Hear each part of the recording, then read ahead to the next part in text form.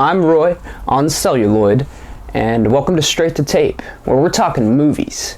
We're not just talking your regular movies. We're not talking your big posters, big megaplexes, big budgets. We're not talking that type of stuff. We're talking the types of movies that, maybe they played at a big film festival that isn't in your country, or maybe it ran in New York and LA for a month, and maybe if you're lucky, you got one of these types of movies for 3 or 4 days at your local AMC. I'm talking about the late nights, you're struggling for something to do, you want some solid entertainment. I'm talking about the little gems, the little diamonds in the rough that, I never knew that existed. No actors I care about are in this. Plot? That's what I'm getting at. This is the construct of my series, Straight to Tape.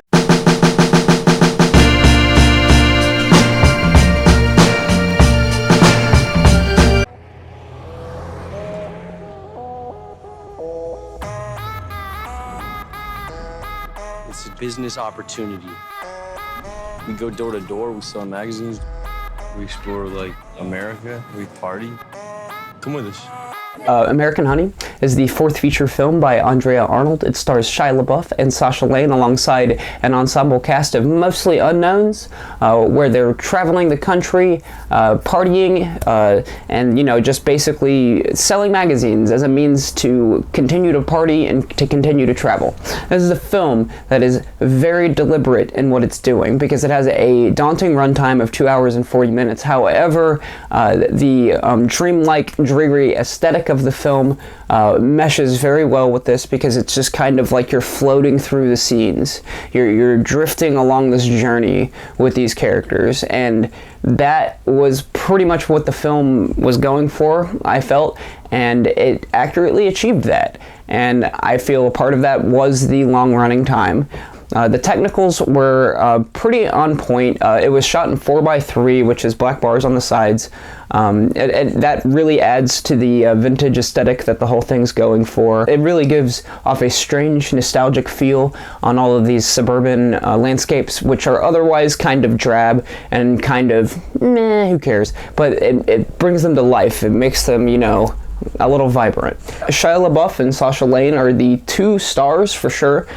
They play as Jake and Star respectively. The film anchors with Star, and it establishes what kind of horrible situation she's in, where I think she's living with a step-parent and she's taking care of kids, and they're dumpster diving for thawed-out chickens. It's disgusting opening, and then she sees this van of hoodlums go by. Someone catches her eye. They park in a Kmart, of all places, and then she goes and meets him in a Kmart, and there's a little sequence that plays out, and long story short, Shia LaBeouf helps Sasha Lane find love in a hopeless place, as he has truly done with all of us. Am I right? Beyond that, it's really just moving scene to scene, seeing where they go. There's some stuff that's built up, but there's not, it doesn't function the way most movies function. It's not like there's they're setting this up, that means there's going to be a big scene with this later on. I mean, there might be something that comes up later or something, or there might not.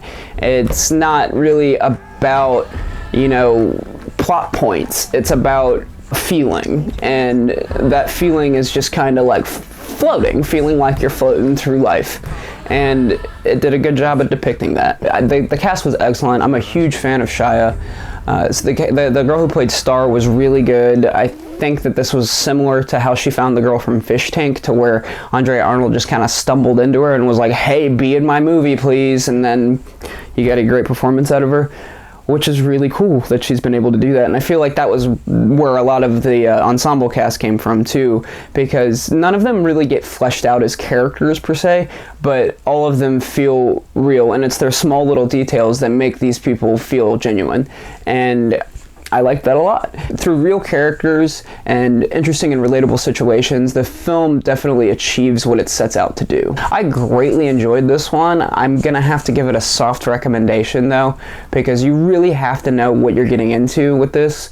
If you go into it just expecting something breezy, it's not gonna do much for you, and you're gonna just be like, who cares?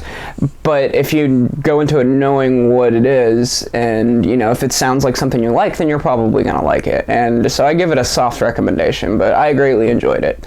And That's it. This has been Roy on Celluloid, on Straight to Tape, on Andrea Arnold, on Shia LaBeouf, on Finding Love in a Hopeless Place.